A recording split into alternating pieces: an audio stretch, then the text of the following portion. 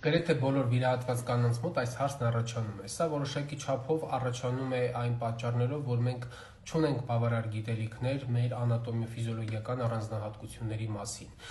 Բայց խնդիրը շատերի մոտ կա եւ բազմաթիվ կանայք անցնելով տարբեր տեսակի գինեկոլոգիական վիրահատություններ, մասնավորապես, եթե վիրահատությունը վերաբերվում է այս օրգանի, այս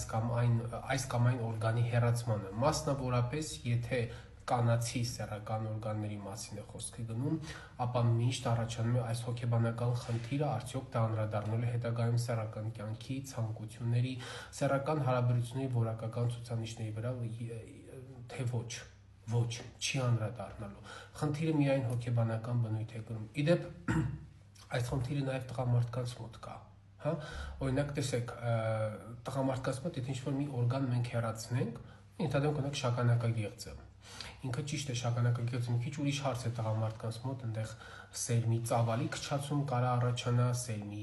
բացակայություն ընդհանրապես կարա առաջանա, բայց ֆիզիոլոգիական իմաստով էրեկցիայի որակը կարա պահպանվի ամբողջապես։ Հիմա կանանց մոտ, օրինակ, եթե հեռացվում է արգանդը, արգանդափողերը, ձվարանները, կան իհարկե անատոմիական բացատրություններ, օրինակ, եթե հեռացվում են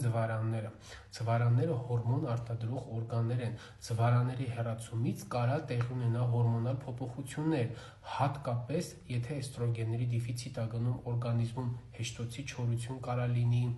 մազաթափություն կարա լինի, մաշկի չորություն կարա լինի, կնճռոտածություն, մաշկի թոշնամածություն եւ այլն, բայց այդ ամեն ինչը լուծվող հարց է։ Օրինակ, շատ կանայք կան կլիմաքսից հետո իրանք ունենում են հեշտոցի չորություն, բայց դա այն խնդիրը չի, որ բացառի սեռական կյանքով ապրելու հնարավորությունները, չէ՞ որ այսօր կան բուժման տարբեր եղանակներ վերականգնելու համար հեշտոցի ատրոֆիկ պրոցեսները, վերականգնելով հեշտոցի լորձային կազմը եւ ապահովելով բնական խոնավություն, որտեղ չոր հեշտոցի պարագայում շատ դժվար է հարաբերություններ ունենալ եւ հարաբերությունները դիսկոմֆորտի եւ անհանգստության զգացողություն են տալիս։ Այդ իսկ պատճառով, չնայած եւ ի հաշիվ նստելով նրա հետ, որ մենք ունենում ենք հորմոնալ խնդիրներ, եթե ձվարաններն են հեռացվում, բայց ամեն դեպքում դա կորեկցիայի ենթարկվող հարց է։ 1. Արգանդի կամ արգանդափողերի հեռացումը որևէ ձևով չի անդրադառնում կնոջ սեռական կյանքով ապրելու տարբերակների վրա։ Իսկ ձվարանների հեռացման պարագայում կարելի է հորմոնալ անալիզները անել եւ կորեկցիայի ենթարկել այդ փոփոխությունները, բայց հաշվի առեք, որ կնոջ մոտ սեռական ցանկությունը ոչ ամեն իմաստով է պարփակված հորմոնների մեջ, որտեղ այնտեղ անպայման գոյություն ունեն նաև հոգեբանական ասպեկտներ, գոյություն ունի տղամարդու վերաբերմունք, գոյություն ունեն